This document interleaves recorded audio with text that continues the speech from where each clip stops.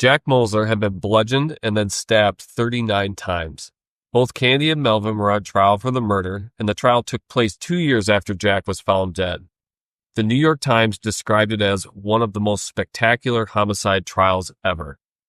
The jury eventually accepted the defense's case, voted for acquittal, and Melvin and Aunt Candy walked free.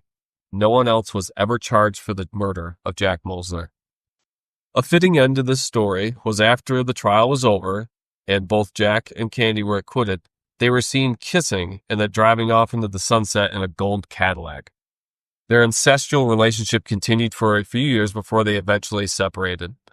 Aunt Candy later married a guy 19 younger than she was, but a year after they married, the poor guy mysteriously fell from a balcony of their mansion.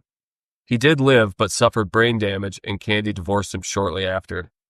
Aunt Candy eventually died of an overdose on her own medication in 1976. Melvin did attend his aunt's funeral, and in typical rich guy fashion who's attending the funeral of an ex-lover, he did show up with a younger, attractive blonde woman. But getting back to the yacht, a year after Aunt Candy's death, he purchased it and renamed it the Jan Pamela. Under his ownership, the now Jan Pamela was sent off to Miami to get some upgrades.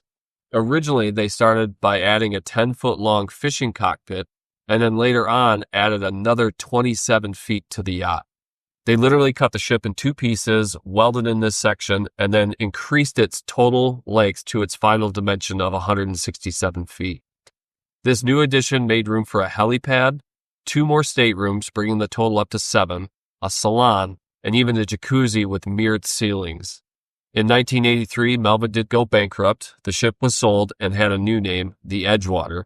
And for those curious, Melvin Powers died at the age of 68 in 2010.